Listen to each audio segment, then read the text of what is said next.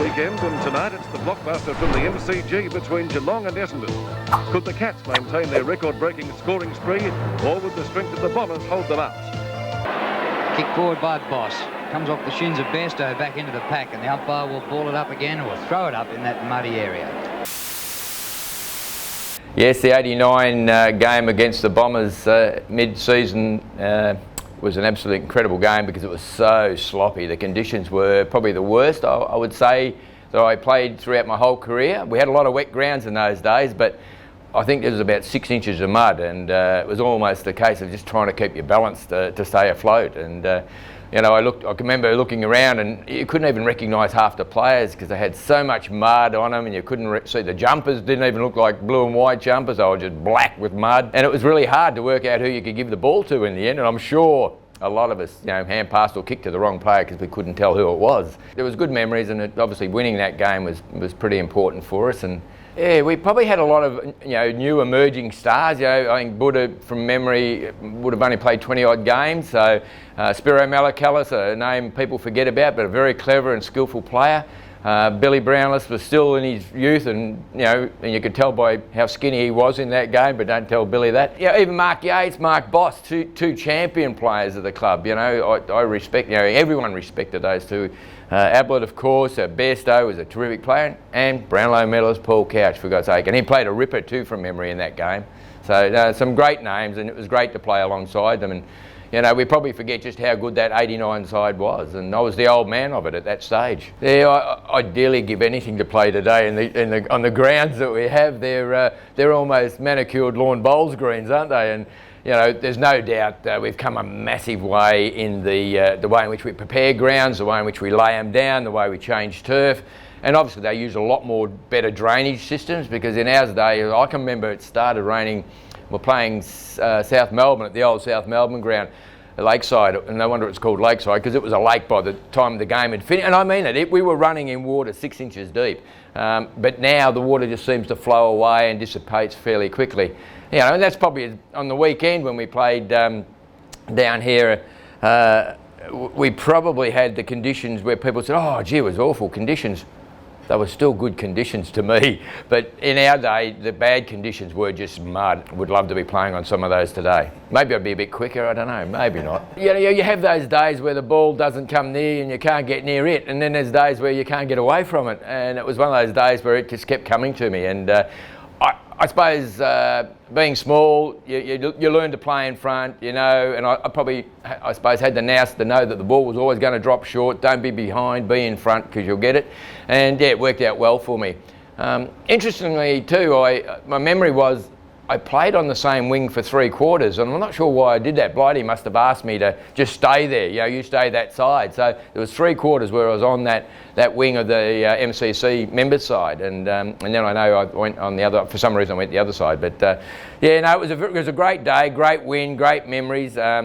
I think we all of a sudden realised probably after that game that, hey, we've got something pretty special going here, and we're on the march, and we did. We went on, and unfortunately we just couldn't quite get that one at the end of the season. But I think that day, I can remember coming off the ground, and there was a lot of joyous atmosphere in the rooms, a real bubble, and I think we sang the song with more gusto than I'd ever heard before. So I just knew something special was coming. Yeah, well, they were coming off a pretty famous era of good football, and was still a very good side. The Danahers you mentioned, you've also got Long, who I think he'd only played a dozen or so games as well. So he was new and coming in, but we knew he was a very slick player. The conditions definitely didn't suit him, because the next time we played him it was hot and windy, which he'd be used to, and he dominated that game.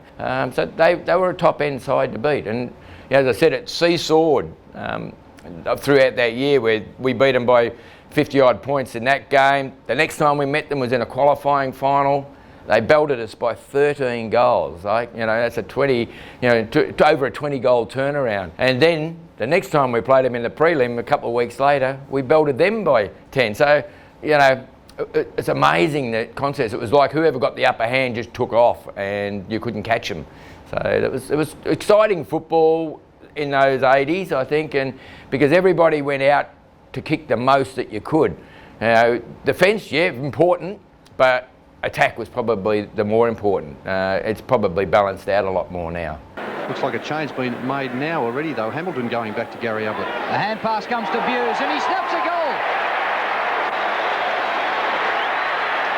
So Geelong playing in the same vein as they did last week, where they left off against Collingwood. As it's at half-back, here's Darren Morgan. Got runners everywhere. This is Neville Bruns. Bruns to centre wing. The mark is dropped by Bairstow.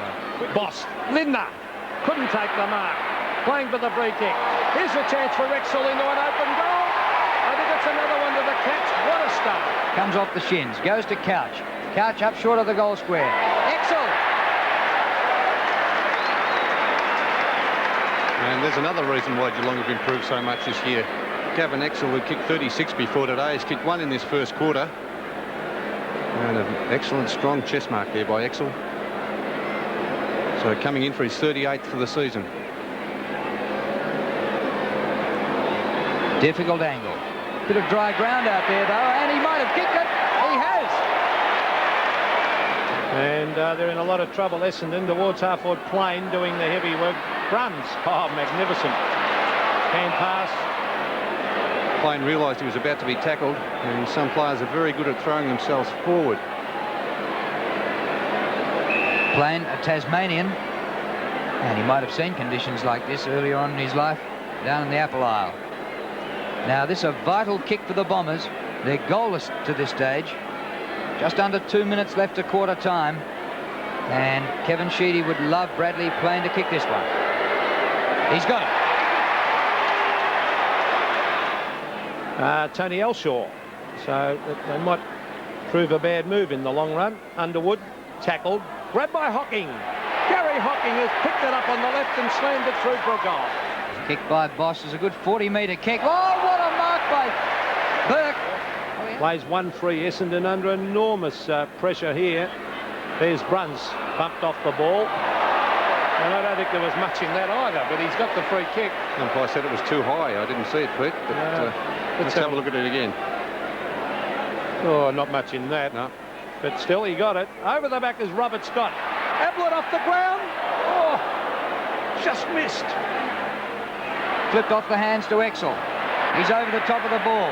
Umpire puts the whistle away. Ablett again. A snap. What a kick by Ablett. Oh, that just shows how good Gary Ablett is. Mark Boss, inside half forward. Malakillis! Well, a free kick was paid, not the mark. Grabbed when he didn't have it. And young Malakillis, who's forced his way in this year, a 21-year-old, playing just his 5th senior game, is lining up for goal from about 40 metres.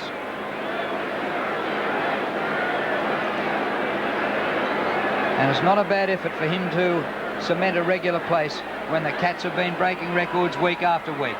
Good kick too. Close. A goal. Danaher to half forward. Here's a chance to his brother Anthony Danaher. Onto the left. He's gone short. Oh, beautiful pickup, Michael Werner. Great play to Bradley Plane. Plane from 25 metres. Hooks it back for a top goal. 5 goals and you can't get your footing.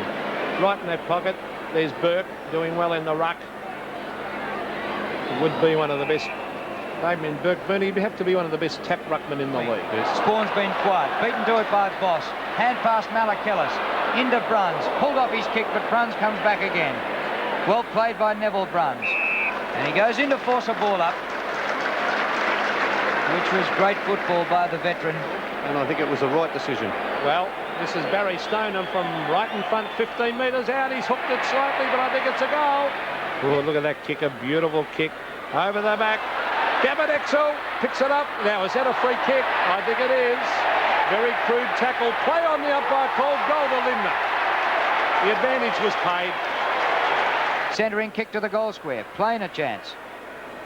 Morgan, no, he didn't get rid of it, and Plane kicked the goal. The old punt kick dropped by Danaher. Williams has been great for Essendon. Oh, what a tackle, Malakillis. Yes, and the umpire rewarded it too. It's kicked by Darcy. Down to it, Gavin Cat-Sule. Cat-Sule, the hand pass to Robert Scott. He's got an open goal. Scott, the little rover. Goal. A long kick. This is dangerous for Essendon. Oh, brilliant mark, Gary Ablett. And don't they love him? 45 metres with a heavy ball. If he kicks this, then he is a sensational kick. Because his footing will be difficult. Oh, he's gone the torpedo. Punt, it's coming back. Oh, Ablett. Goal. Cat-Sule 3 and Ablett 2, the main ones for the Cats, and for Essendon, Plain 3. Yeah, I'm on the committee with the past players, Ray Card and Mark Yates. When I came back to Geelong, I had to move to Melbourne with work commitments and was there for about 14 years. And then when I came back, they came up and they said, oh, come and join us on the past players committee. And I thought, oh yeah, why not? So I'm still there. They can't get rid of me. It's a great bunch of blokes to be with. We have great catch-ups. We invite any past player to come back and join in and be part of our group, and we've got terrific facilities down in the past players' rooms and seats available, and it's just, yeah, it's good to be part of that. I still love my footy.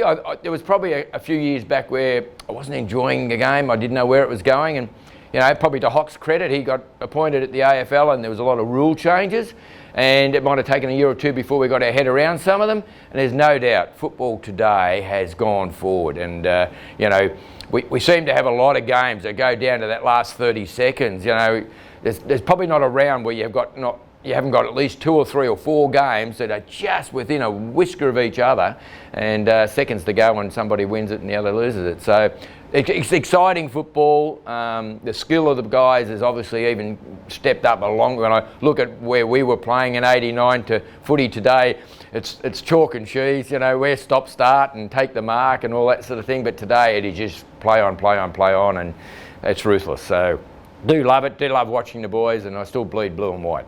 I sent a message to him, all the best, and you'll go well, sort of thing. And I must admit, I felt he looked like he belonged. He really did well, did what he needed to. I do need to teach him to mark flat-handed when the ball's wet, but I'll talk to him about that later when I bump into him.